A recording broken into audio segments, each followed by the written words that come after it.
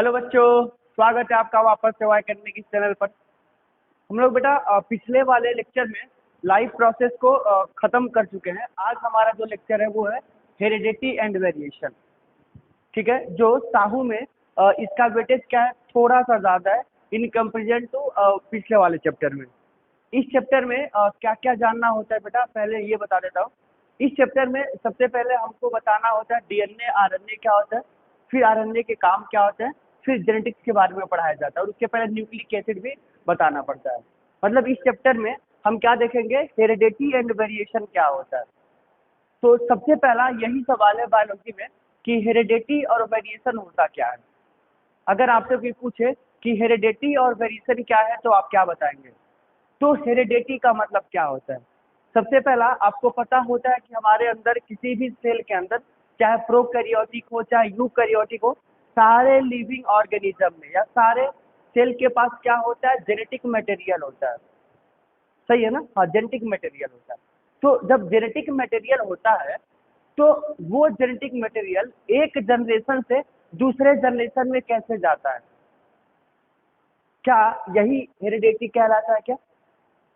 मतलब transfer of genetic material, क्या बोलेंगे, transfer of genetic material one generation to next generation. Genetic material का क्या होता है बेटा, ट्रांसफर होता है एक जनरेशन से दूसरे जनरेशन में, और उसके क्या होते हैं, डिफरेंट टाइप के वैरायटीज होता है। जैसे अगर आप यहाँ देखेंगे कि इसका और इसके अंदर क्या वेरिएशन हो रहा है बेटा, ये दोनों सेम हो गया और ये दोनों क्या हो गया, अलग अलग हो गए। मतलब कि क्या हो रहा है, अलग अलग की वैरायटीज हो रही है। तो वेरिएशन का मतलब क्या होगा कि फादर से थोड़ा सा वेरिएशन, थोड़ा सा डिफरेंट होगा, मम्मी से थोड़ा सा डिफरेंट होगा, जो प्रोजेनी बन रहा है अगले जनरेशन में। जैसे ईयर लोब हो गया, हेयर लाइन हो गया, ठीक है, ये सारे के सारे क्या होता है, वेरिएशन होते हैं। क्या होते हैं, वेरिएशन होते हैं। तो हम लोग बेटा सबसे पहला हेरिडिटी और वेरिएशन का आज हम क्या थोड़ा सा बेसिक बताएंगे, ठीक है ना। उसके बाद हम क्या करेंगे, क्वेश्चन करेंगे जो हमारा हमेशा से होता है। तो हेरिडिटी और वेरिएशन का मतलब मैंने बताया आपको क्या होता है कि transfer of genetic material one generation to next generation. ये बातें सबको क्लियर है। तो आइए अब हम अगला देखते हैं। सबसे पहला बेटा हम देखेंगे कि जेनेटिक्स होता क्या है। जेनेटिक्स क्या होता है, जेनेटिक्स क्या है, the branch of biology that deals with the study of DNA and RNA, या branch of biology that deals with the study of genetics या heredity। जेनेटिक्स क्या होता है, देखिए, genetics is the science of heredity. Heredity का science को हम क्या कहते हैं, जेनेटिक्स कहते हैं। तो आप अपने आसान भाषा में क्या बताएंगे कि जेनेटिक्स के स्टडी को करना ही क्या कहलाता है बेटा, सॉरी, हेरिडिटी के स्टडी को करना ही क्या कहलाता है, जेनेटिक्स कहलाता है। और जेनेटिक्स, जीन, कुछ समझ में आ रहा है, डीएनए, जेनेटिक्स और जीन सिमिलर है। मतलब जीन कहाँ प्रेजेंट होता है, डीएनए, ठीक है ना। तो उस जीन के स्टडी को ही हम क्या बोलेंगे, जेनेटिक्स कहते हैं। अगर मैं पूछूं कि फादर ऑफ जेनेटिक्स कौन है बेटा, फादर ऑफ जेनेटिक्स कौन है, तो आप बताएंगे ग्रेगर जॉन मेंडल। ऐसा क्यों होगा, क्योंकि उन्होंने पहली बार क्या किया था, एक्सपेरिमेंट किया था। ठीक है, वो हम लोग आगे पढ़ेंगे। लेकिन सबसे पहले हम देखेंगे बेटा जेनेटिक्स। हमने आपको जेनेटिक्स बताया, जेनेटिक्स क्या होता है कि branch of biology that deals with the study of heredity. Heredity के स्टडी को ही क्या कहते हैं, हेरिडिटी के स्टडी को ही हम बोल देते हैं क्या बेटा, जेनेटिक्स। क्या बोलेंगे, जेनेटिक्स बोल देंगे, ठीक है। और क्या होता है हेरिडिटी, फिर अब हेरिडिटी क्या होता है ये देखना है।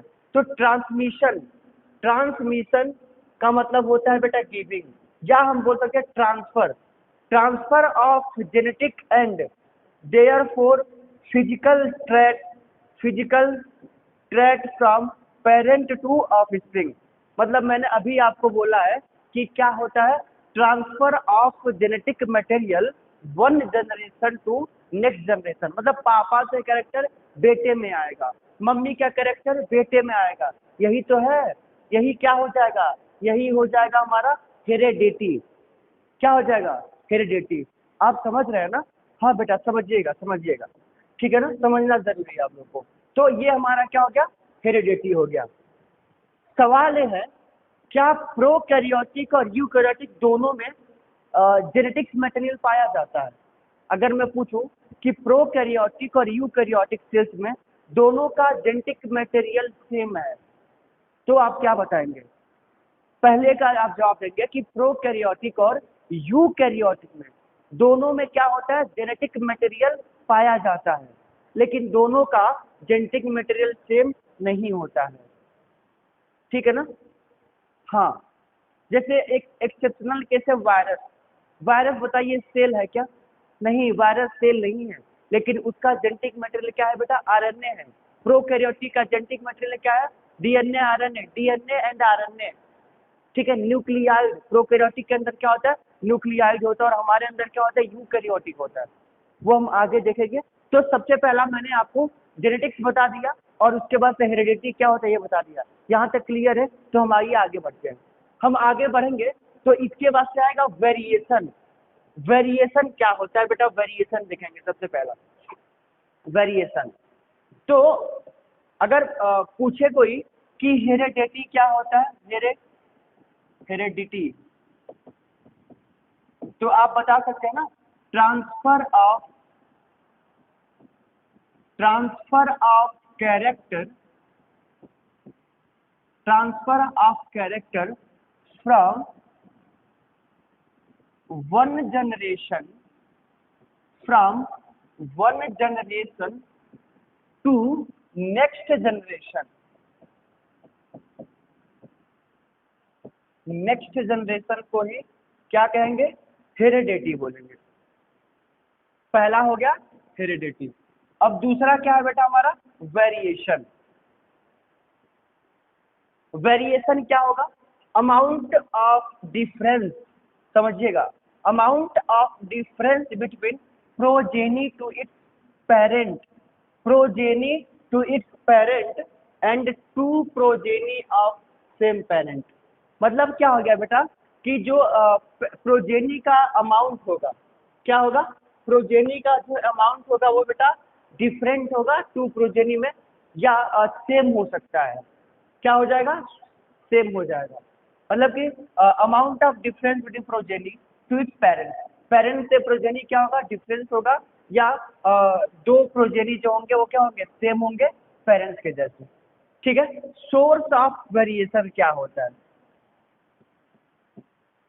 सोर्स ऑफ वेरिएशन, वेरिएशन का सोर्स क्या आप बताएंगे? वेरिएशन का आप सोर्स क्या बताएंगे बेटा? तो वेरिएशन का सोर्स क्या होता है? Sexual reproduction. पहला सोर्स क्या होगा? Sexual reproduction. दूसरा क्या होगा? म्यूटेशन। तो सेक्सुअल रिप्रोडक्शन का मीनिंग क्या होता है? New variation by recombination.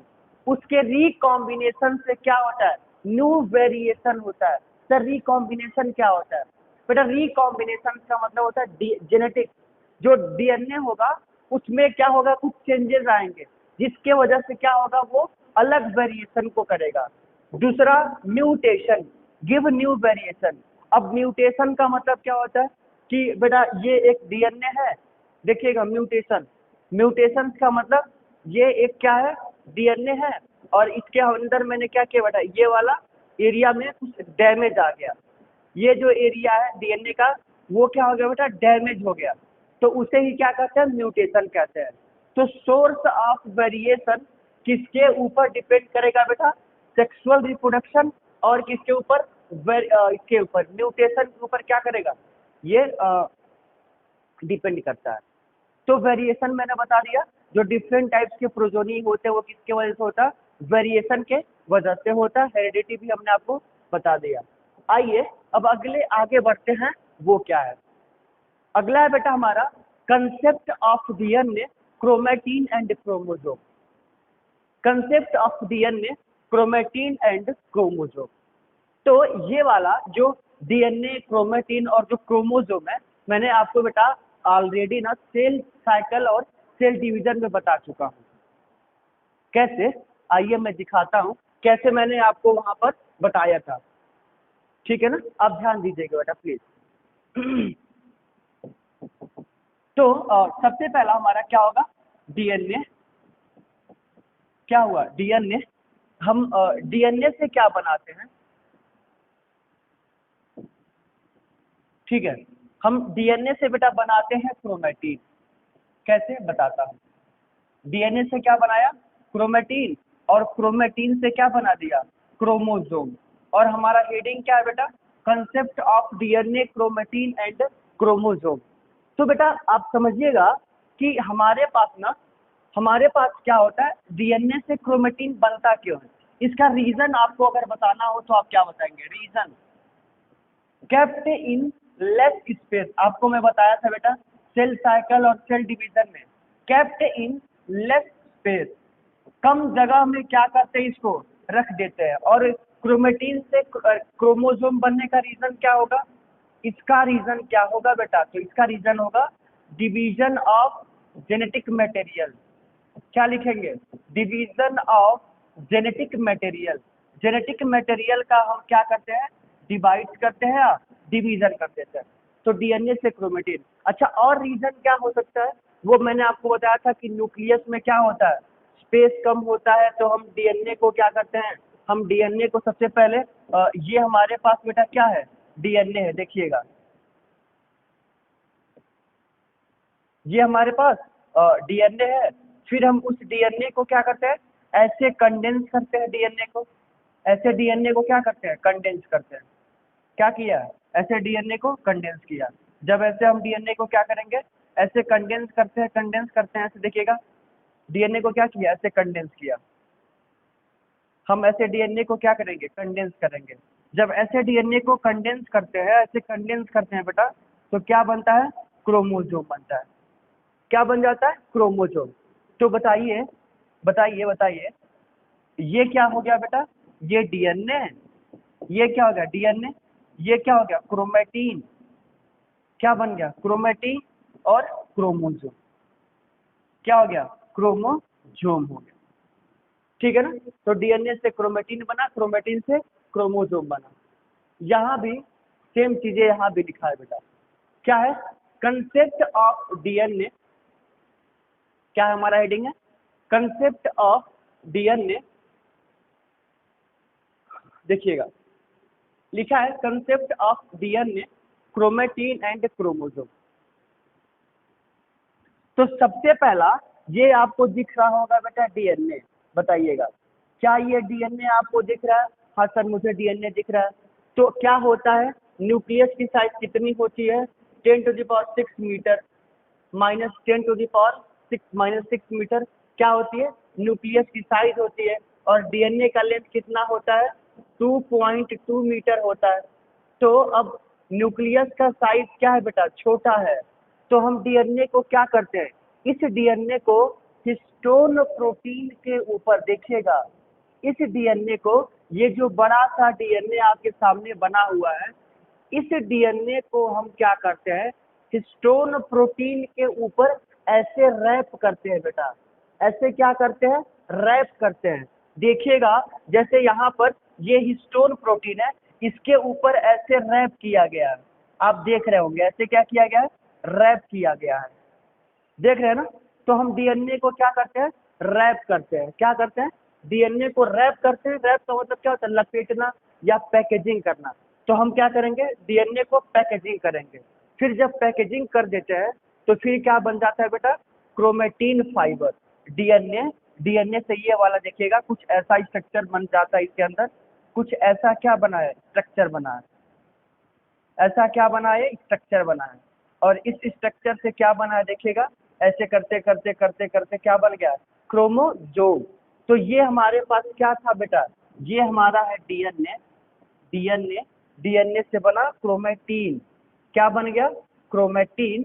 और क्रोमेटीन से क्या बना, क्रोमोसोम। क्रोमेटीन से क्या बन गया, क्रोमोसोम। ठीक है ना, डीएनए क्रोमेटिन क्यों होता है बेटा, क्योंकि हम डीएनए को क्या करते हैं, अभी जैसे बताया है, डीएनए को कंडेंस करते हैं, कंडेंसेशन ऑफ डीएनए। डीएनए को क्या करेंगे, कंडेंस करते हैं, तो क्रोमेटीन बनता है। और फिर क्रोमेटिन से क्रोमोसोम बनता है। ठीक है, देखिएगा। तो हमारा सबसे पहला क्या है, देखिए डीएनए क्या है। ठीक है ना, तो देखेंगे लिखा है DNA is the hereditary material in humans and almost all other organism. सारे ह्यूमन में या सारे ऑर्गेनिज्म में क्या होगा बेटा, जो डीएनए होगा वो जेनेटिक मटेरियल होगा। सर ये तो मुझे भी पता है, आप क्यों बता रहे हैं, बेसिक है, समझो। तो सारे ह्यूमन में, सारे लिविंग सेल में डीएनए क्या होता है, हेरेडिटरी मटेरियल होता है। दूसरा पॉइंट देखेंगे, वो लिखा है double stranded thread carry genetic information. DNA कैसा होता है बेटा, डीएनए होता है डबल स्ट्रैंडेड, ऐसा डीएनए होगा। देखिएगा डीएनए क्या होता है, ऐसा बेटा बना होता है, डबल स्ट्रैंडेड होता है। कैसा होगा, डबल धागे का बना हुआ होता है डीएनए। एक मिनट जल्द।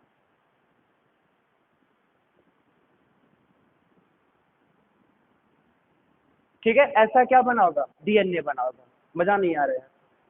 ठीक है, तो डबल स्ट्रैंडेड का क्या होता है, धागा बना होता है डीएनए का, ऐसे।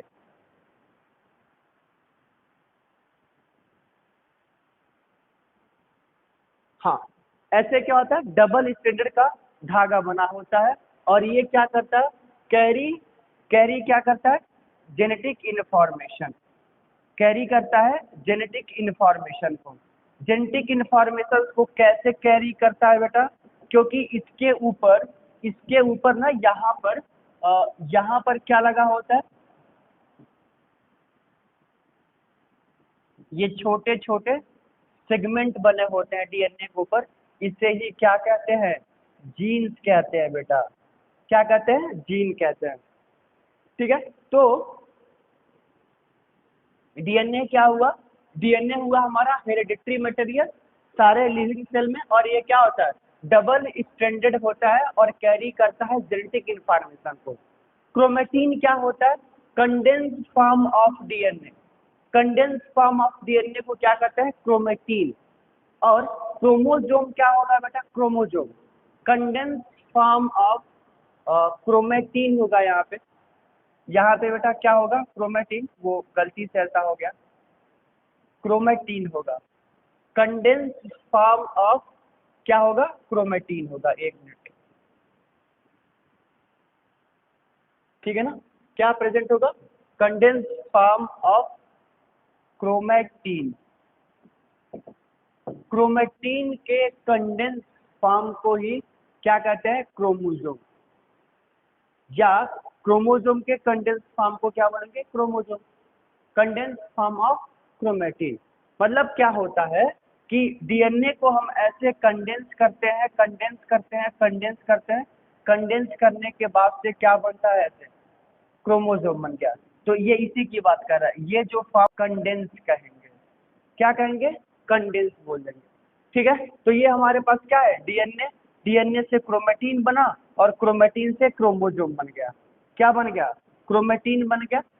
ठीक है, जो मैंने आपको बना के दिखाया था। अब डीएनए से क्रोमेटिन जब बनता है तो इसका रीजन क्या होगा, आप बताइए। डीएनए से क्रोमेटिन जब बनेगा तो रीजन क्या होगा, क्योंकि कम जगह में रखेंगे, लेस इनकेप्ट स्पेस।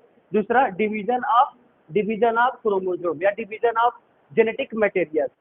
ठीक है, अगला बेटा हमारा है कंसेप्ट ऑफ जीन। जीन क्या होता है, तो जीन क्या है बेटा, सेगमेंट, डीएनए का जो सेगमेंट होता है या जो डीएनए का यूनिट जो होता है उसे ही हम क्या बोलते हैं, जीन कहते हैं। तो क्या लिखा है पढ़िए, सेगमेंट सेगमेंट या part of DNA which act as unit of inheritance. Unit of inheritance को हम क्या बोलेंगे, यूनिट ऑफ इनहेरिटेंस को हम नाम दे देते हैं बेटा जीन। क्या कहते हैं, जीन। आइए दूसरा देखते हैं जीन्स का, और क्या लिखा होगा, इंफॉर्मेशन। तो लिखा है genetic have information for one character. इसके पास क्या होगा, ये कैरेक्टर होगा।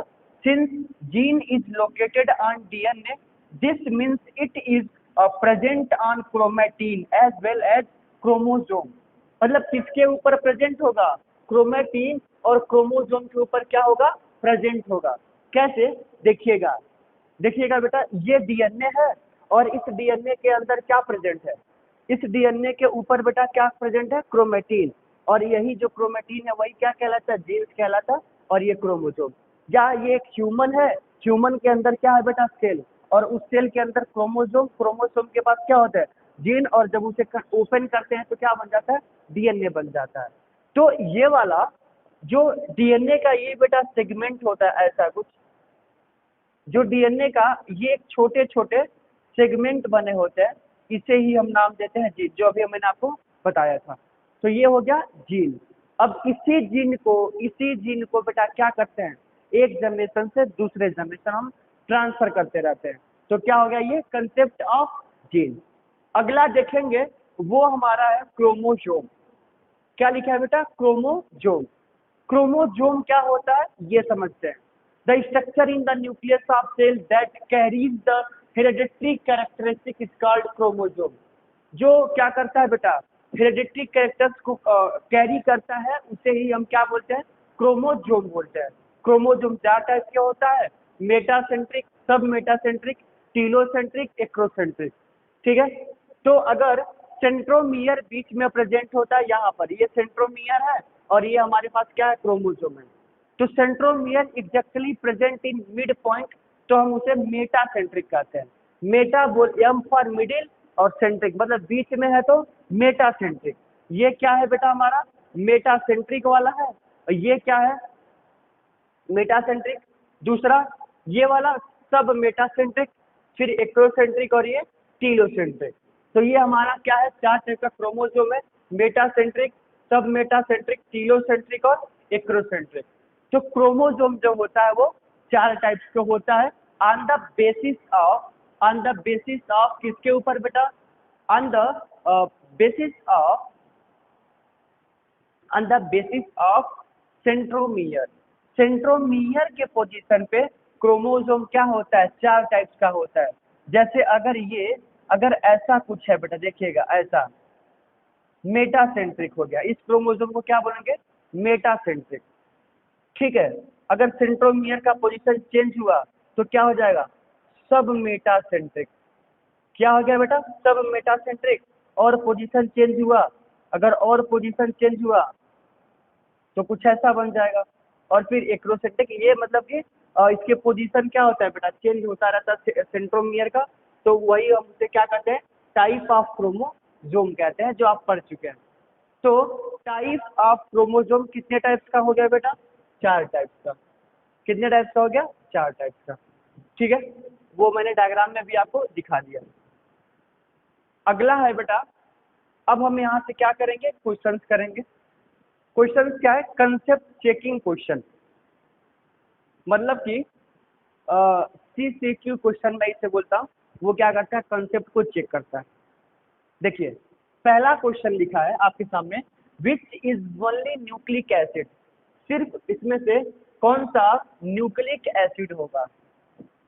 Which is only nucleic acid? DNA, chromatin, chromosome, none.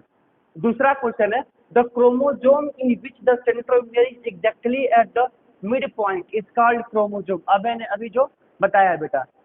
तो पहला जो क्वेश्चन लिखा है कि न्यूक्लिक एसिड ना सिर्फ किस में प्रेजेंट होता है, तो बताइएगा। देखिएगा, ये है बेटा हमारा, ये जो है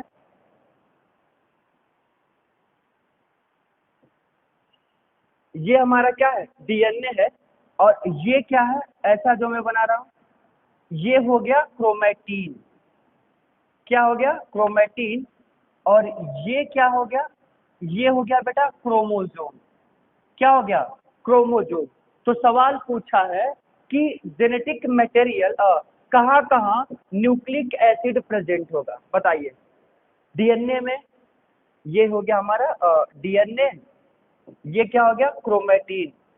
डीएनए, क्रोमेटीन, और ये क्या हो गया? क्रोमोसोम।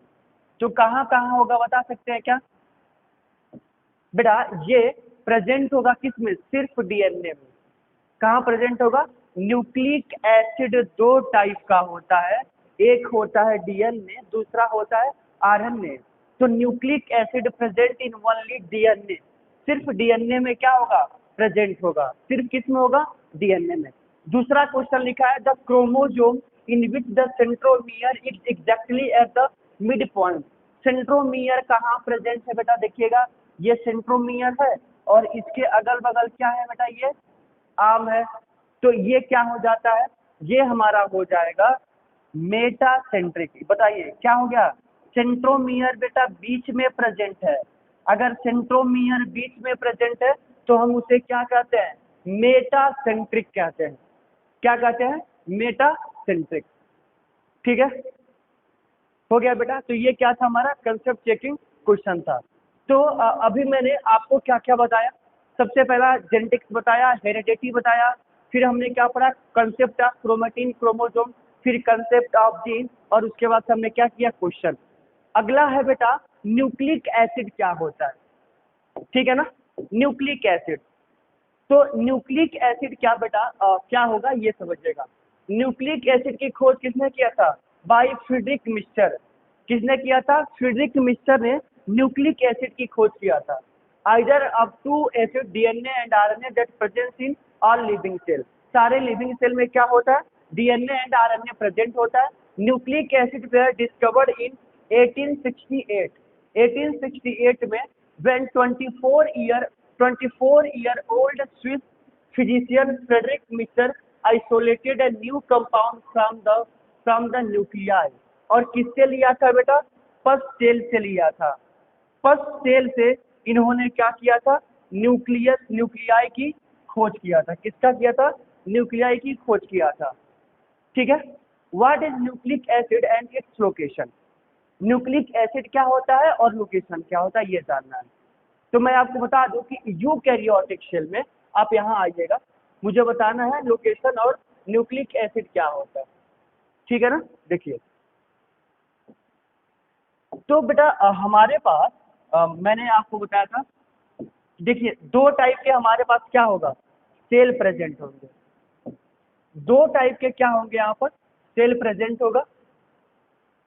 एक हमारा होगा प्रोकैरियोटिक, दूसरा क्या होगा, यूकैरियोटिक। एक क्या होगा, प्रोकैरियोटिक होगा और दूसरा हमारे पास क्या प्रेजेंट होगा, यूकैरियोटिक होगा।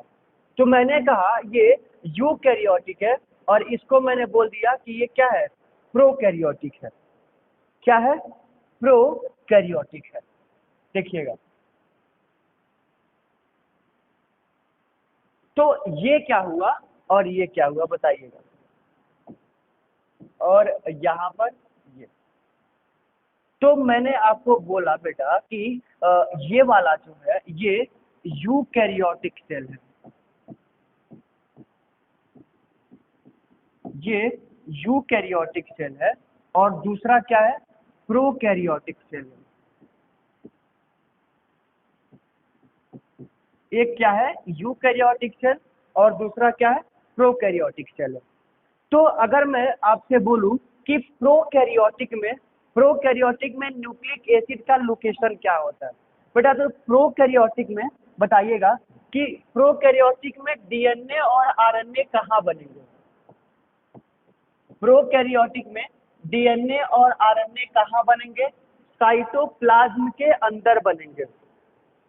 डीएनए आरएनए कहाँ बनेगा, साइटोप्लाज्म के अंदर बनेगा। देखिएगा, ये सबसे पहले अगर मैं बताऊं, अगर मैं इसका लेबलिंग कर दूं तो सबसे बाहर वाला क्या होगा, सेल वॉल। ठीक है, सेल वॉल हो गया। फिर इसके अंदर क्या हो गया, साइटोप्लाज्म हो गया। क्या हो गया, साइटोप्लाज्म हो गया।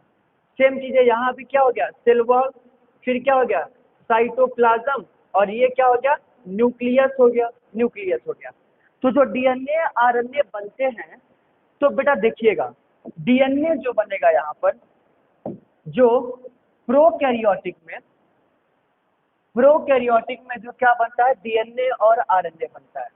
तो देखिएगा सबसे पहले प्रोकैरियोटिक में डीएनए और आरएनए बनता है कहाँ पर, साइटोप्लाज्म में। ये डीएनए हो गया, डीएनए और दूसरा क्या हो गया, आरएनए हो गया।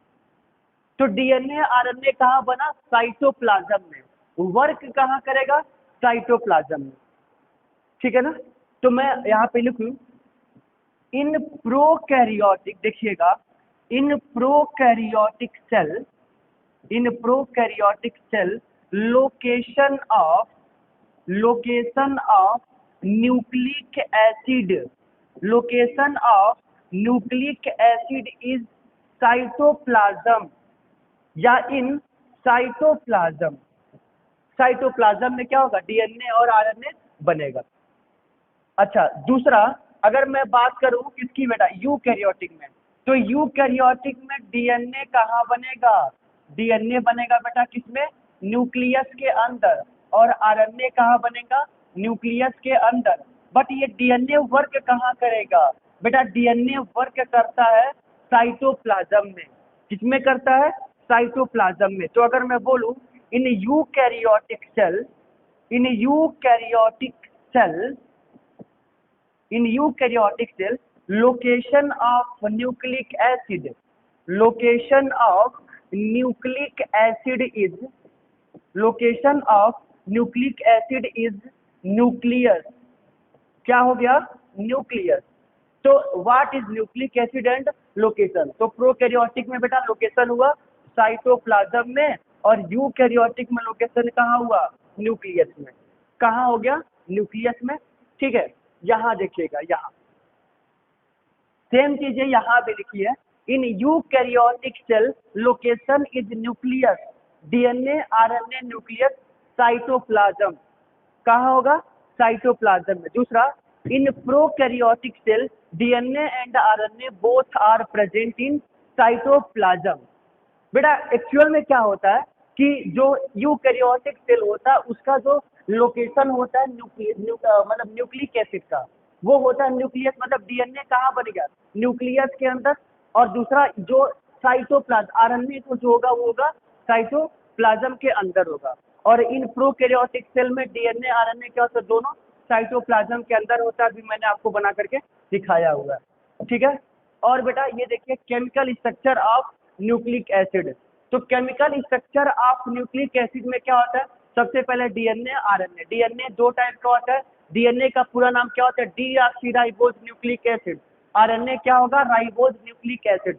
डीएनए किसका बना होता है बेटा, polynucleotide chain with ATGC is DNA, मतलब एडिनोसिन थायमिन गुआनोसिन साइटोसिन। इससे क्या बनता है, डीएनए। और दूसरा क्या बनता है, आरएनए। आरएनए के पॉलीन्यूक्लियोटाइड चेन जो बना होता है विथ एयूजी, मतलब एडेनिन यूरेसिल गुआनोसिन, इससे क्या बन जाता है, आरएनए। तो DNA is a double stranded, DNA क्या होता है, डबल धागा हो सकता है या सिंगल धागा हो सकता है। और आरएनए क्या होता है बेटा, सिंगल होगा। तो देखिएगा यहाँ पर लिखा है, फर्स्ट पॉइंट क्या लिखा है आपके सामने, डीएनए एंड आरएनए। देखिए DNA and RNA both are nucleic acid, दोनों के दोनों क्या है बेटा, न्यूक्लिक एसिड है। Next point, DNA can be double stranded. Double stranded का मतलब क्या होगा, टू पॉलीन्यूक्लियोटाइड चेन। क्या होगा, two polynucleotide chain and single polynucleotide chain. अगर डबल पॉलीन्यूक्लियोटाइड होगा, अगर मान लीजिए ये हमारे पास क्या होता है बेटा, ये क्या है, उसके नाइट्रोजनस बेस है, और इससे नाइट्रोजनस बेस अगर ऐसे डबल मिलकर के बना होता है तो हम इसे ही क्या कहते हैं, पॉलीन्यूक्लियोटाइड चेन कहते हैं। इसे ही क्या बोलेंगे, पॉलीन्यूक्लियोटाइड चेन बोल देंगे। तो सिंगल भी हो सकता है और डबल भी हो सकता है, इसीलिए उसे डबल स्ट्रैंडेड कहते हैं। दूसरा, in all living cell DNA is the genetic material. सारे लिविंग सेल में डीएनए क्या होता है, जेनेटिक मटेरियल होता है। अगला, RNA can also be genetic material in virus. RNA भी क्या होता है, जेनेटिक मटेरियल होता है किसमें, वायरस में। But virus is not cell, virus क्या है बेटा, सेल नहीं है। तो ये क्या है, chemical structure of nucleic acid. अगर एडिनोसिन थायमिन गुआनोसिन साइटोसिन अगर प्रेजेंट होगा तो उसे क्या बोलेंगे, डीएनए। और यूरेसिल यहाँ प्रेजेंट होगा तो क्या बोल देंगे, आरएनए। डीएनए डबल स्ट्रैंडेड का होता है, आरएनए क्या होता है, सिंगल स्ट्रैंडेड का होता है। अगर डीएनए डबल स्ट्रैंड का होगा तो क्या होगा, टू पॉलीन्यूक्लियोटाइड चेन बना होगा, अगर सिंगल होगा तो एक पॉलीन्यूक्लियोटाइड चेन होगा। और डीएनए क्या होता है, जेनेटिक मटेरियल होता है सारे लिविंग का। आरएनए भी जेनेटिक मटेरियल हो सकता है किसका, वायरस का। बट वायरस क्या एक सेल नहीं है। तो ये हमारा न्यूक्लिक एसिड हो गया। अगला बेटा, अगला देखिएगा फटाफट, स्ट्रक्चर ऑफ न्यूक्लियोटाइड। न्यूक्लियोटाइड किससे बना होता है? शुगर और नाइट्रोजनस बेस और फास्फोरस से मिलकर के क्या बना होता है? न्यूक्लियोटाइड। ठीक है, और न्यूक्लियोटाइड में क्या होता है? दो टाइप का न्यूक्लियोटाइड है, टू टाइप्स। पहला शुगर, दूसरा टू नाइट्रोजनस बेस। शुगर होता है और नाइट्रोजनस बेस होता है। तो ये वाला जो स्ट्रक्चर है ये कैसा है? राइबोज है। दूसरा वाला क्या है? डीऑक्सीराइबोज है। डीएनए में कौन सा शुगर होता है? डीऑक्सी होता है। और राइबोज में क्या मतलब, और आरएनए में क्या होता है? राइबोज शुगर होता है। नाइट्रोजनस बेस क्या होता है बेटा? 5 टाइप का होता है। उसे याद करने का तरीका होता है A G cut. A G cut, adenosine, guanosine, cytosine, uracil, thymine. A G cut हो गया बेटा। क्या हो गया? एजी कट हो गया। ठीक है, तो there are 5 nitrogenous base in total, guanine, adenine, cytosine, thymine और यूरेसिल। ये हमारा क्या हो गया? Structure of nucleotide. इसी न्यूक्लियोटाइड से क्या बनता है? डीएनए बनता है। डीएनए का स्ट्रक्चर कैसा है बेटा? ऐसे है, देखिएगा। ए वाला जुड़ेगा टी से, जी वाला जुड़ेगा सी से, सी वाला जुड़ेगा बेटा सी से। क्या होता है? शुगर होता है, 1 2 3 4 5, देखिएगा, एक कार्बन 2 3 4 5 हो गया, तो ये 5 डैश हो गया, इसे 3 डैश कहते हैं। और यहाँ पे क्या होगा? 3 डैश और 5 डैश। तो ये किसका स्ट्रक्चर है? डीएनए का बेटा हमारा एक स्ट्रक्चर है। तो डीएनए का स्ट्रक्चर क्या होता है? कुछ ऐसा प्रेजेंट होता है। शुगर कंटेन 5 कार्बन, ठीक है ना। दूसरा जो हमारा आरएनए होगा बेटा, ये जो है, आप देखेंगे कि आरएनए कैसे बनता है। तो ये डीएनए और ये क्या हो गया? आरएनए।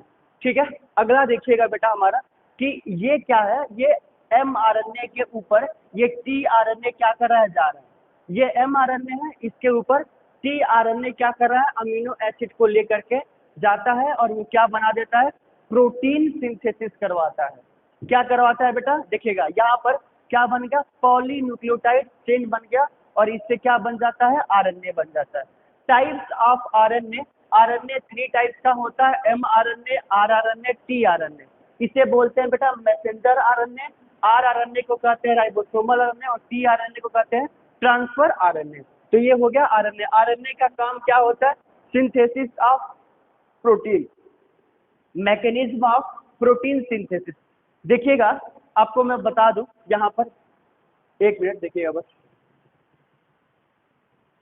सबसे पहला हम क्या समझेंगे? जो आरएनए होगा बेटा हमारा, आरएनए 3 टाइप्स का होगा, एमआरएनए, आरआरएनए और टीआरएनए। तो एमआरएनए कैसा होता है बेटा? ये हो गया एमआरएनए, ये एमआरएनए हो गया, और ये क्या होता है? आरआरएनए। और ट्रांसफर आरएनए क्या होता है?